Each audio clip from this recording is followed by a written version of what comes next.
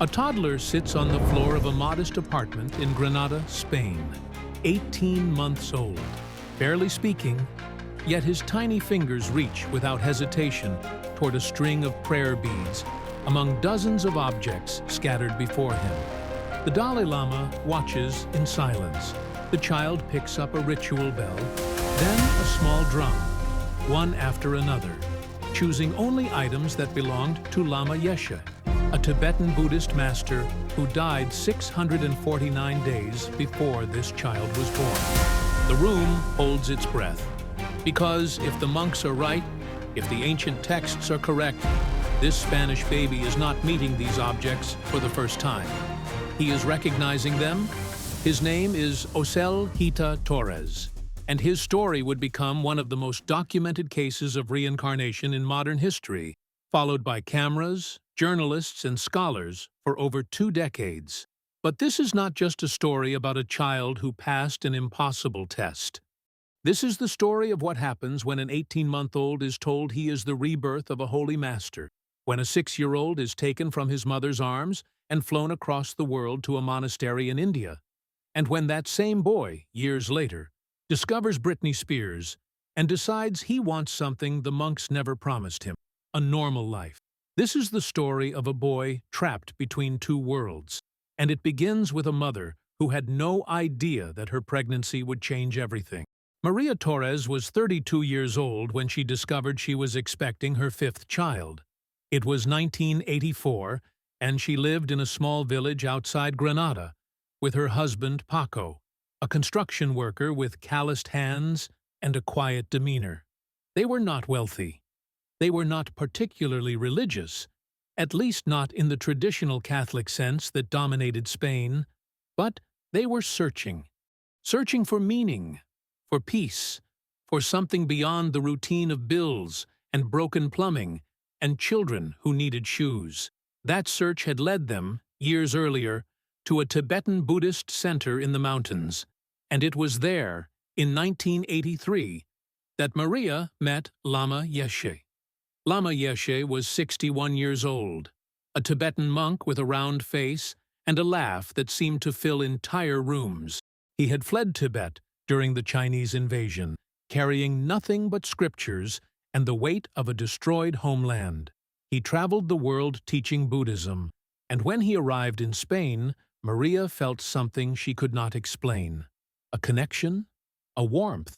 She attended his lectures, brought her children to meet him, and when he placed his hand on her head in blessing, she felt tears she did not understand. "You will see me again," he told her one afternoon, smiling. She assumed he meant on his next visit to Spain. But Lama Yeshe died on March 14, 1984, in California, of heart failure. Maria was devastated. She had lost a teacher, a friend, a presence that had brought light into her life. And then, 5 weeks later, she discovered she was pregnant. She did not think much of it at first. Life continued. Paco worked long hours. The children played in the dusty streets. Maria's belly grew. But something felt different about this pregnancy. She dreamed constantly. Vivid, strange dreams of mountains she had never seen, of monasteries carved into cliffsides, of a voice calling her name in a language she did not speak. She woke up crying and could not explain why. Osel Hita Torres was born on February 12, 1985, in Granada, Spain. A healthy boy with dark eyes and a calm expression that seemed unusual for a newborn. He rarely cried. He stared at people as if studying them. And when Maria held him for the first time, she felt that same inexplicable warmth she had felt when Lama Yeshe blessed her. "He looks like someone," she whispered to Paco. "I don't know who, but he looks like someone I know." Paco shrugged. Babies looked like babies, but the monks did not shrug. When Osel was 6 months old, Maria received a phone call from the Buddhist center. Monks from India were coming to Spain. They wanted to meet her son. She did not understand why. "It's just a visit," they said, "a blessing." But when the monks arrived, They did not simply bless the baby. They watched him. They took notes. They asked Maria detailed questions about her pregnancy, about her dreams, about the exact dates and times. And then they asked if they could return. "We need to be certain," one monk said, his face serious. "Certain of what?" Maria asked. The monk hesitated. "That your son is who we believe he is." Over the next year, the visits became more frequent. More monks arrived.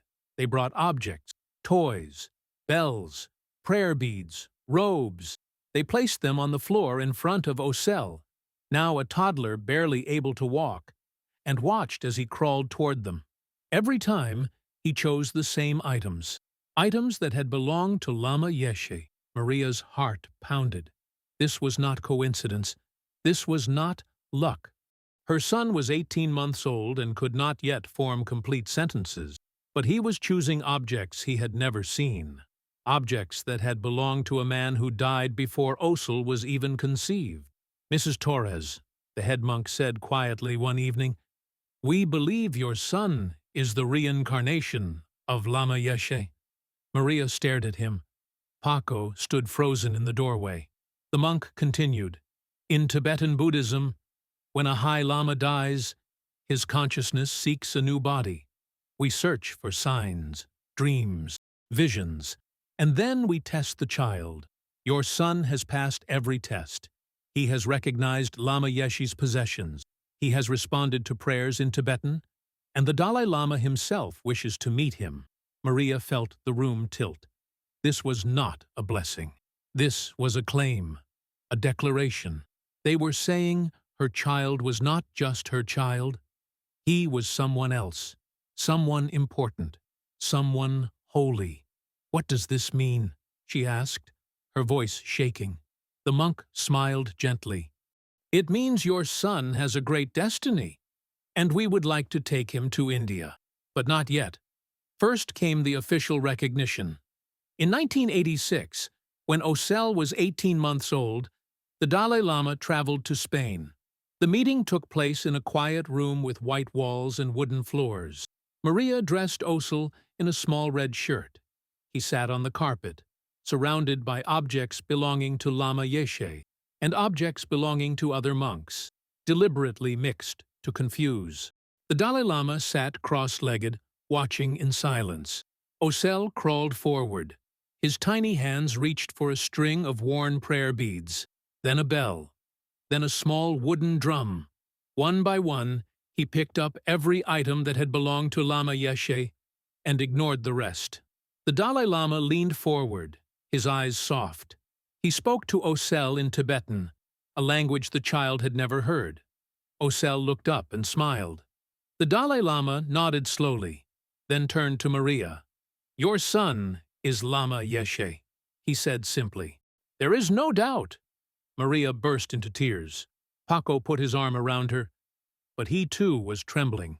The Dalai Lama blessed the child, placing a white silk scarf around his small neck. And from that moment forward, Osel Hita Torres was no longer just a boy from Granada. He was Tenzin Osel Rinpoche, a reincarnated Lama, a spiritual master in the body of a toddler. For the next few years, Osel lived at home with his family. Monks visited regularly, teaching him prayers, testing his memory, observing his behavior. And there were signs, strange signs. Osel spoke about India before he had ever been shown pictures of it. He described a monastery with red walls and golden statues, a place he called home.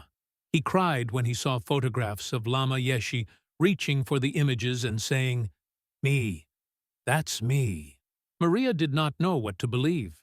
Part of her wanted to protect her son, to keep him close, to let him be a normal child. But another part of her, the part that had dreamed of mountains and heard voices in languages she did not know, believed the monks, believed that her son was carrying a soul far older than his body. And then came the day she had been dreading. Osel turned 6 years old. The monks returned, and this time they did not ask. They informed. "It is time," they said. Osel must come to India. He must begin his training. Maria Torres stood in the doorway of her small home in Granada, watching as monks loaded her 6-year-old son into a car. Osel clutched a stuffed animal, his eyes wide and confused. "Mama," he called out, "where am I going?" Maria forced a smile, her throat tight. "You're going on an adventure," she said, her voice cracking, "to a special school. You'll learn amazing things." But Osel did not look excited. He looked terrified. "Will you come with me?" he asked. Maria knelt down, pulling him into her arms. "Not yet, mi amor, but I will visit. I promise." The monks waited patiently. Paco stood beside Maria, his jaw clenched. "Are you sure about this?" he whispered. Maria shook her head. "No, but what choice do we have?" The car pulled away. Osel pressed his face against the window, tears streaming down his cheeks. Maria watched until the car disappeared around the corner, and then she collapsed onto the doorstep, sobbing. She had just given her son to strangers, to monks who believed he was someone else, to a destiny she did not fully understand, and she would not see him again for months. Osel arrived at Sera Monastery in southern India 2 days later. The monastery was enormous, a sprawling complex of red-painted buildings and golden statues, perched on a hillside surrounded by dry brush and heat that felt like fire. There were hundreds of monks, all dressed in maroon robes, chanting prayers in Tibetan, moving through rituals that had been performed for centuries. And in the center of it all, sitting alone in a small room, was a 6-year-old boy from Spain, who did not speak the language, did not know the customs, and missed his mother so much he could barely breathe. "You are Lama Yeshe," the monks told him every morning. "You have returned to teach us, to guide us." But Osel did not feel like a teacher. He felt like a prisoner. His days were filled with lessons, Tibetan language, Buddhist philosophy, memorization of scriptures, thousands of lines long. He woke at 4 in the morning for prayers. He sat cross-legged for hours, his legs aching, his stomach growling, while monks tested his memory, his concentration, his devotion. And when he cried, when he begged to go home, they told him gently but firmly, "This is your home. This is who you are." But inside, Osel was screaming. Years passed. Osel grew taller. His voice deepened, but his loneliness only intensified. He was not allowed to leave the monastery. He was not allowed to watch television. He was not allowed to listen to music. His world was prayer beads and scriptures and endless rituals that felt increasingly hollow. He wrote letters to his mother, begging her to take him home. But Maria, torn between faith and guilt, told him to be strong, to trust the path the universe had chosen for him. Osel stopped writing after a while. What was the point? And then, when he was 13 years old, something changed. A monk, younger than the others, brought him a gift, a cassette tape, hidden inside a prayer book. "Don't let anyone see this," the monk whispered, glancing over his shoulder. Osel frowned. "What is it?" The monk smiled. "Contraband." That night, alone in his room, Osel pressed play. The sound that erupted from the tiny speaker was unlike anything he had ever heard. Electric guitars, pounding drums, a voice screaming about pain and frustration and breaking free. It was Linkin Park, and Osel felt something wake up inside him. He became obsessed. He traded chores with other young monks to get more tapes. Britney Spears, Backstreet Boys, Eminem. He listened in secret, headphones hidden under his robes, the volume low enough that the older monks would not hear. And when he danced, alone in his room, moving his body to rhythms that felt like rebellion, he felt alive for the first time in years. He was not Tenzin Osel Rinpoche in those moments. He was just Osel, a teenager, a boy who wanted to scream and dance and be free. But the monks discovered his secret. One evening, a senior Lama walked into Osel's room unannounced and found him dancing to a Britney Spears song, headphones tangled around his neck, his face flushed with joy and panic. The Lama's expression darkened. "What is this?" Osel froze. I was just—" The Lama picked up the cassette player, examining it with disgust. "This is not your path. This is distraction, corruption. You are a reincarnated master, and you are listening to this noise?" Osel's hands trembled. "I just wanted to hear music," he whispered. The Lama sighed, his voice softening slightly. "You do not understand yet, but you will. Your purpose is greater than this." Osel nodded, but inside, a decision was forming, a quiet, dangerous decision.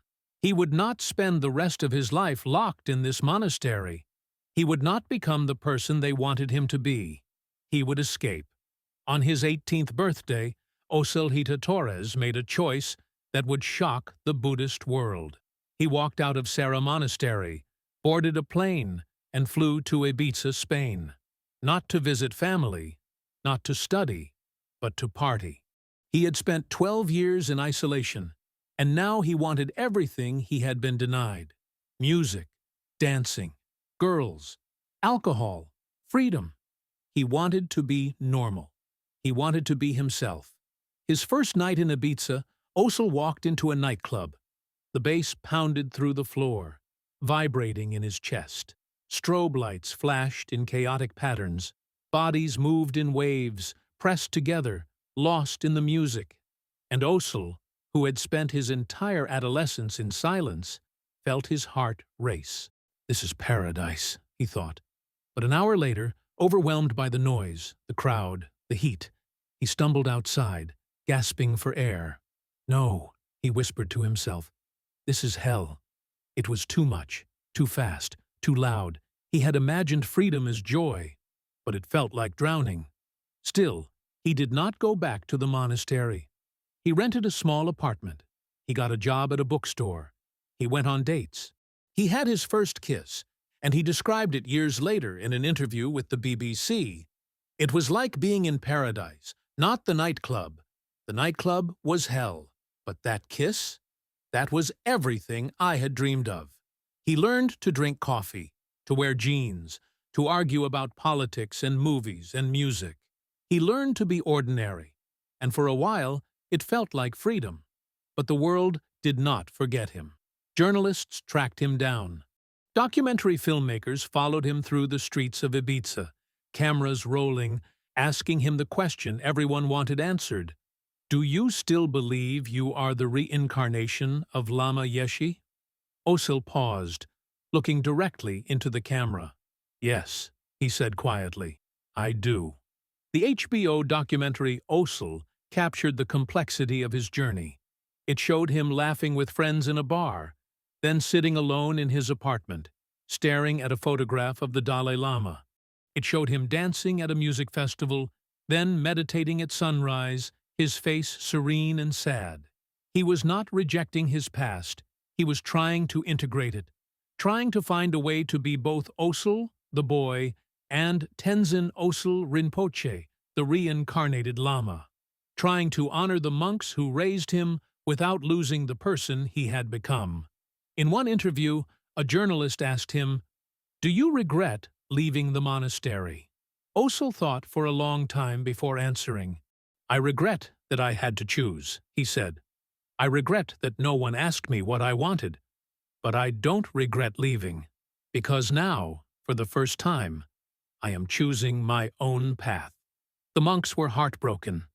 They had spent decades preparing him to be a spiritual leader, and he had walked away. Some called him a failure. Others called him brave. His mother, Maria, simply called him her son. "I always knew this day would come," she said in a later interview. "I knew he would have to decide for himself, and I am proud of him. Not because he is a Lama, but because he is trying to be honest." Today, Osel Hita Torres is in his late 30s. He no longer lives in Ibiza. He travels between Spain and India, giving occasional lectures on Buddhism, consciousness, and the struggle to reconcile tradition with individuality. He is not a monk, but he is not entirely secular either. He exists in the space between, asking questions that have no easy answers. Can you be chosen and still choose yourself? Can you honor your past without being imprisoned by it? Can a soul carry memories across lifetimes? Or is reincarnation simply a story we tell to make sense of impossible coincidences? The Dalai Lama, now in his 80s, has never publicly criticized Osel's decision. In fact, in a quiet moment during a teaching in Dharamsala, someone asked him about the boy who walked away. The Dalai Lama smiled. "He is still learning," he said. "We all are. The path is not always straight. Sometimes we must lose ourselves to find ourselves." Osel still remembers the day he was 18 months old, sitting on the floor of that apartment in Granada, reaching for prayer beads he should not have recognized. He still remembers the monks telling him he was Lama Yeshe returned, and he still believes it, not because he wants to, but because, deep down, in a place beyond logic and choice and rebellion, he knows it is true. He remembers things he should not remember. He feels connections he cannot explain. And sometimes, late at night, he dreams of mountains he has never seen, and hears a voice calling his name in Tibetan. But he also remembers dancing to Britney Spears in his monastery room, headphones tangled around his neck, feeling alive and guilty and free all at once. And he knows that both of those truths can exist together, that he can be a reincarnated Lama and a boy who just wanted to dance, that he can believe in karma and also believe in choice, because maybe that is what reincarnation really means. Not that we are trapped by our past lives, but that we carry them with us, like scars and stories, as we choose, again and again, who we want to become. Osel Hita Torres sits in a cafe in Barcelona, sipping coffee, watching people walk by. He is no longer the toddler who chose prayer beads in front of the Dalai Lama. He is no longer the teenager who cried into a cassette recorder, begging his mother to save him. He is no longer the 18-year-old who thought freedom was a nightclub. He is all of those things, and none of them. He is a man still searching, still learning, still asking the question that defines his entire existence. Who am I supposed to be? And maybe, just maybe, the answer is simpler than he thinks. Maybe he is supposed to be exactly who he is. A boy who was chosen. A boy who chose himself. A boy caught between two worlds, trying to build a bridge. The prayer beads are still in his pocket. He carries them everywhere. A reminder, a question, a promise that he is still trying to understand. What would you do if the universe told you who you were before you had the chance to decide? What if your destiny was written before you could even speak? Osel's story forces us to confront the impossible tension between fate and freedom, between who we are told to be and who we choose to become. And it leaves us with a question that has no easy answer. Can we ever truly escape our past lives? Or do they follow us, like shadows, into every choice we make? This is Circle of Lifetimes, where documented cases challenge everything we think we know about consciousness, identity, and the soul. If Osel's journey moved you, leave a comment below. Do you believe he is the reincarnation of Lama Yeshe? Or do you think the monks projected their beliefs onto an innocent child? Hit that like button if you want to see more cases like this. And subscribe, because next week, we're diving into a case even more impossible. A child who remembered not one, but 6 past lives. And scientists have no explanation.